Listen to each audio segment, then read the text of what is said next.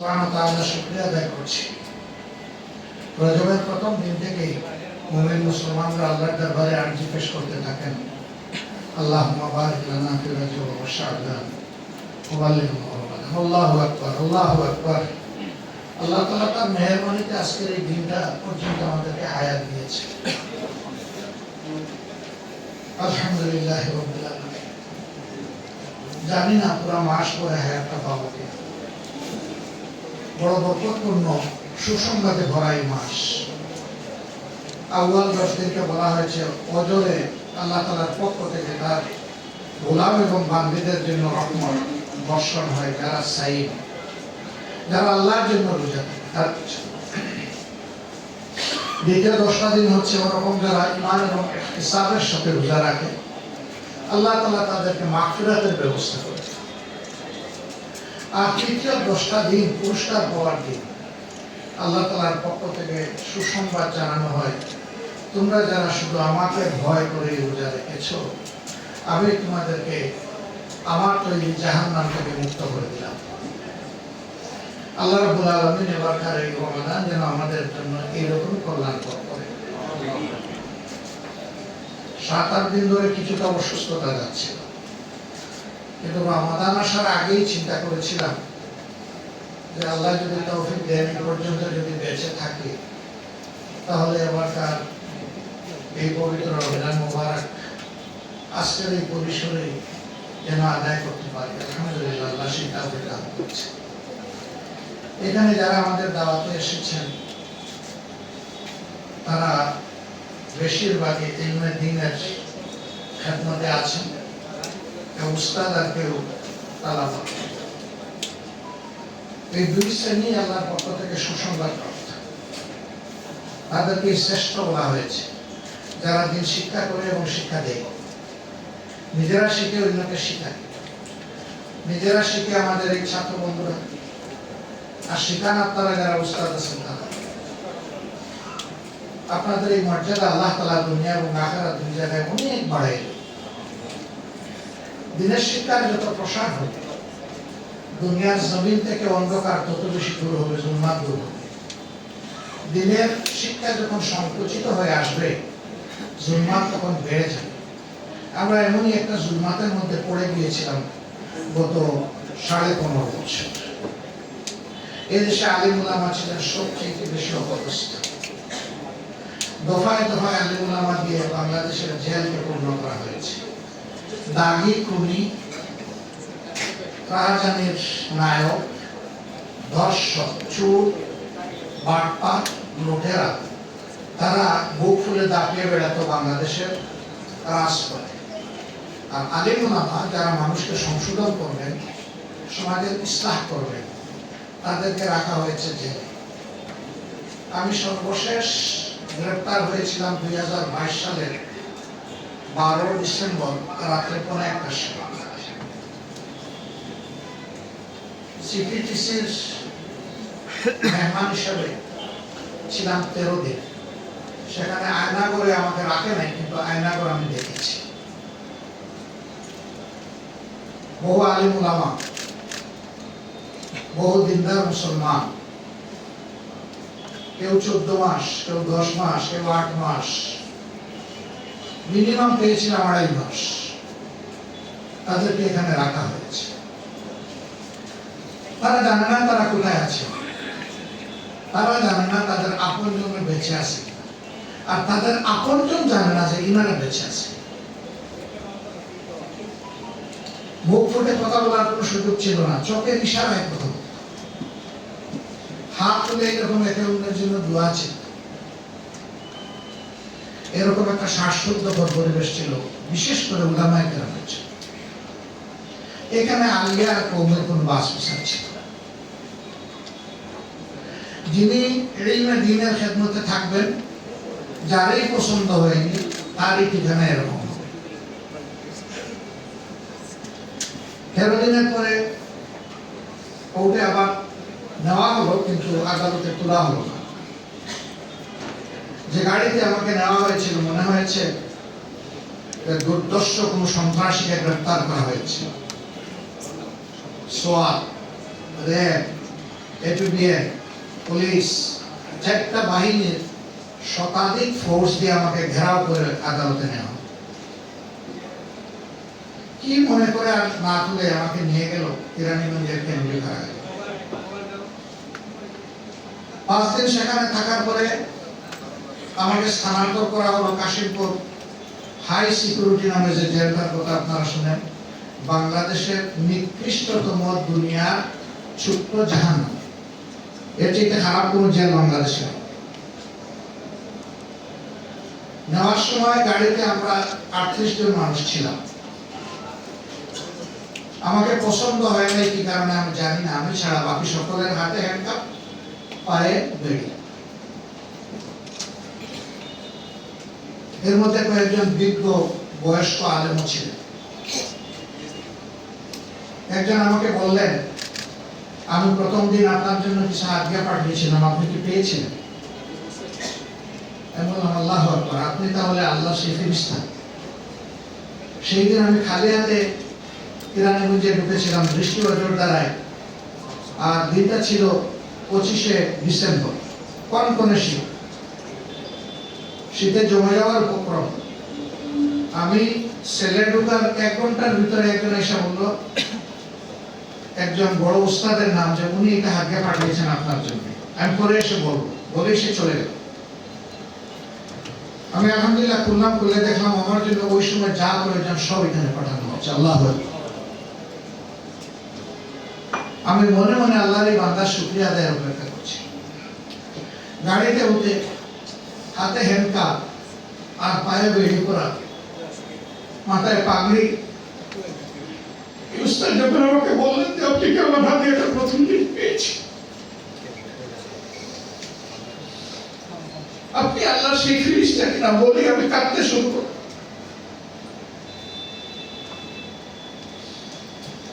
আমার যদি শক্তি থাকতো, ওনার পায়ের বেড়ি এনে আমার পায়ে লাগাইতাম, হাতে হ্যান্ড কাপ এনে আমার হাতে পড়াতাম। ওই বাসে বসে বসেই শুনলাম উনি দেশের বিভিন্ন জায়গায় 22টা মাদ্রাসা নিজের উদ্যোগে গড়ে তুলেছেন, এবং তিনি শুধু যাত্রাবাড়ি এলাকায় তার মাদ্রাসায় 8 থেকে 8,500 ছাত্রের অভিভাবক। বড় আফসোস হয়, এই মানুষগুলো এই জমিনের গুনাহগারদের জন্য দোয়া হালতে তারা থাকবেন, তাদের তো মুক্ত থাকার কথা ছিল।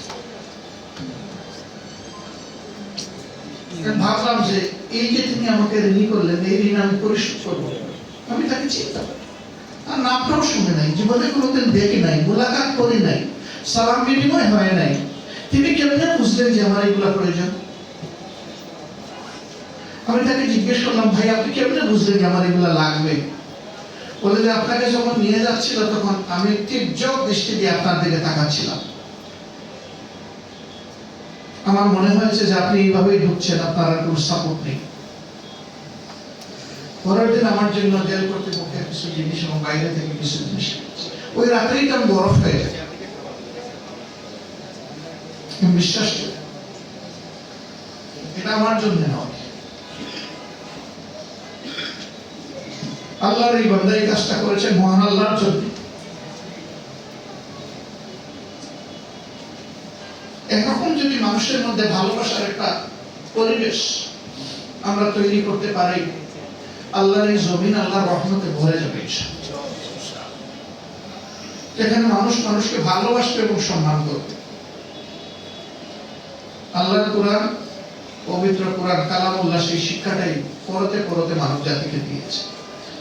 কিন্তু কপাল পোড়া মানব জাতি আল্লাহ তাআলার এই নিয়ামত থেকে বিমুখ হয়ে উল্টা দিকে দৌড়ানোর কারণেই দুনিয়ায় আজকে তামাম লাঞ্ছনা এবং অপদস্থতা আমাদের ঘাড়ে চেপেছে, বিশেষ করে উম্মতে মুসলিমার। বাংলাদেশ বলা হয় 91% মুসলমানের দেশ। যারা মুসলমান না তারাও আল্লাহর বান্দা, তারাও আশরাফুল মাখলুকাতের অংশ। তাদের দিনদারি, তার ঈমান, তার আকীদার জন্য সে আল্লাহর দরবারে দায়বদ্ধ। ইন্না ইলাইনা ইয়াবাহুম সুম্মা ইন্না আলাইনা হিসাব। তোমাদের সবাইকে আমার দিকে ফিরে আসতে হবে, আর সেই দিন তোমাদের উপরে তাদের উপরে আমার কর্তৃত্ব হবে তাদের কাছ থেকে হিসাব চুকে নেওয়া। এই হিসাবে কারো অংশীদারিত্বের প্রয়োজন আমার হবে না, কিন্তু মানুষ হিসাবে আমরা সকলের জন্য কল্যাণ কামনা করি। একই সমাজে সহনশীলতা এবং সমমর্যাদার ভিত্তিতে আমরা বসবাস করি। তাহলে কোন শ্রেণী, গোষ্ঠী, ধর্মীয় সম্প্রদায় আতঙ্কে থাকবে না। আলহামদুলিল্লাহ 15.5 বছরের জ্বালাতন নির্যাতনের পরে এবার যে পরিবর্তন 5 আগস্ট হলো, আপনারা সাক্ষী। এই দেশের উলামায়ে কেরাম, মাদ্রাসার ছাত্র, বাংলাদেশ জামাত ইসলামী, ইসলামী ছাত্র শিবির, বিশেষ সকল ধর্মের মানুষের নিরাপত্তার দায়িত্ব এই জমিনে পালন করছে। কেন? আমরা আল্লাহকে ভয় করি, দেশ এবং দেশের মানুষকে ভালোবাসি। এই জন্য আমরা চাইনি যে আমাদের দেশে কেউ বিপর্যয় সৃষ্টি করুক। যা হতে পারত, আল্লাহু আকবার, তার কিছুই হয়। তারপরেও চিটাপোটা যা হয়েছে তার 99 কারণ হচ্ছে রাজনৈতিক, এটা ধর্মীয় নয়। এই 1% যেটা হয়েছে ওইটাও আমরা সমর্থন করি না। আইন কারণ নিজের হাতে তুলে নেওয়া সঠিক নয়, তাহলে সমাজে কোনো শৃঙ্খলা হয়ে আসে না। এর রমাদান আল্লাহ তাআলা আমাদেরকে দিয়েছেন আমাদের গুনাহ খাতা পড়ে সাই করার জন্য। আল্লাহর হাবিব উঠে দাঁড়িয়েছেন, মিম্বরে যাচ্ছেন, আল্লাহুম্মা আমিন, আল্লাহুম্মা আমিন, আল্লাহুম্মা আমিন বলতে। তিনি জিজ্ঞেস করেছেন অথবা উপস্থিত সাহাবায়ে কেরাম তার কাছ থেকে জানতে চেয়েছেন যে আল্লাহর হাবিব এমন কি তারা কোনোদিন করেন নাই, আজকে 3 বার আল্লাহুম্মা আমিন বলতে বলতে কেন যাচ্ছে? তিনি বললেন যে জিবরিল আমিন এসে 3টা কথা বলেছেন, 3টা দোয়া করেছেন, আমি তার সাথে সুর মিলিয়েছি। যারা জীবনে রমজান পেল আর নিজের গুনাহ খাতা পড়ে সাই করতে পারলো না, আল্লাহর শ্রেষ্ঠ ফেরেশতা জিবরিল বললেন সে ধ্বংস। আমি বললাম যে মা বাপ দুইজনকেই পেল বৃদ্ধ বয়সে, বা কমপক্ষে একজন পেল, কিন্তু তাদের মন করে খেদমতের মাধ্যমে নিজের জান্নাত সহজ করে নিতে পারলো না। আমি বললাম সে ধ্বংস। জিবরিল বললেন সে ধ্বংস। আমি বললাম আমি। তিনি বললেন জমিনের উপরে এবং আসমানের নিচে সবচেয়ে বড় নিয়ামত সৃষ্টির মধ্যে যিনি, হে নবী, আপনার নাম শোনার সাথে সাথে যে আপনার উপরে সম্মান দেখে দুরূদ পেশ করলো না, সে ধ্বংস। আমি বললাম আমি। তাইলে এই রমজান কি সুখবার্তা, আনন্দের বার্তা আমাদেরকে নিয়ে এসেছে। মানুষ নফসের দুটায়, শয়তানের ওয়াসওয়াসায় ভুল করে ফেলি, গুনাহ খাতা নাফরমানি করে ফেলি। ঈমান এবং ইহতিসাবের সাথে এই রোজা যে রাখবে, আল্লাহর হাবিব বলছেন যে তার অতীতের সকল গুনাহ মুছে ফেলা হবে। এবারকার এই রমজান যেন আমাদের জন্য এই বার্তা নিয়ে আসে। এখানে এতিমদেরকে আমরা দাওয়াত দিয়ে তাদেরকে সম্মানিত করি নাই, আল্লাহু আকবার, আমরা সম্মানিত হয়েছি। আল্লাহর হাবিব মুহাম্মদ রাসূলুল্লাহ সাল্লাল্লাহু আলাইহি ওয়াসাল্লাম আঙ্গুলের সাথে আঙ্গুল চেপে যেটা বলেছিলেন, এটাই আমাদের আবেগ, যে জান্নাতে আমি আর আমার এতিমরা এরকম। আল্লাহু আকবার। তিনি বলেছিলেন আমিও এতিম, কিন্তু এতিম হয়ে দুনিয়ায় আসি। জন্মের আগেই তো পিতা চলে গেল। এই এতিমকে ভালোবাসা, সম্মান করা, এটা আমাদের ঈমানের অংশ, এটা সৌভাগ্যের, সবার কিসমতে হয়। আপনারা যারা আপনাদের সন্তান তুল্য এতিমদেরকে এখানে নিয়ে এসেছেন, আমি মহান আল্লাহর শুকরিয়া আদায় করার পাশাপাশি আপনাদের প্রতি গভীর কৃতজ্ঞতা আদায় করছি। আমরা গিয়ে গিয়ে আপনাদের মাদ্রাসাগুলোতে ঘুরে ঘুরে যদি তাদের একটু মাথায় চুমু দিতে পারতাম, বড় ভালো লাগে। সেটা সহজ করে দিয়েছেন আপনারা এখানে আসেন না। এর বিনিময়ে আপনাদেরকে এবং এই আইতাম বন্ধুদেরকে আল্লাহ তাআলা দুনিয়া এবং আখিরাত দুই জায়গায় ইজ্জত পাঠিয়ে দিন। আমিন। আল্লাহ তাআলা আমাদের জমিনের উপর রহমত নাযিল করুন, বাংলাদেশের উপরে শান্তির ফয়সালা দান করুন। দ্বীন কায়েমের জন্য আমাদেরকে একদম কলবের সাথে কলব মিলিয়ে উলফত এবং মহব্বত আল্লাহ তাআলা আমাদের মধ্যে বেশি বেশি করে দান আমিন। হিংসার শেষ চিহ্ন আল্লাহ তাআলা আমাদের মধ্য থেকে খতম করে দিন। বিনয়ের বিপরীতে অহংকার, এই নাপাকি থেকে আল্লাহ তাআলার কাছে শতভাগ আশ্রয় চাই। আল্লাহ বিনয় দিয়ে আমাদের কলকে পরিপূর্ণ করে দিন। সাংবাদিক বন্ধুরা যারা এসেছেন আমাদের প্রেস কভার করেছেন, আল্লাহর দরবারে দোয়া করি সত্যকে ধারণ করার জন্য আপনাদের অন্তরকে আল্লাহ তাআলা খুলে দিন। সত্যের উপর অবিচল থাকার তৌফিক দান করুন। সমাজের কল্যাণে আপনাদেরকে দায়িত্বশীল ভূমিকা পালন করার তৌফিক দান করুন। কালোকে কালো বলে ধরিয়ে দিয়ে তাকে সংশোধনের জন্য আপনারা যাতে দায়িত্ব পালন করতে পারেন সেই শক্তি আল্লাহ আপনাদেরকে দান করুন।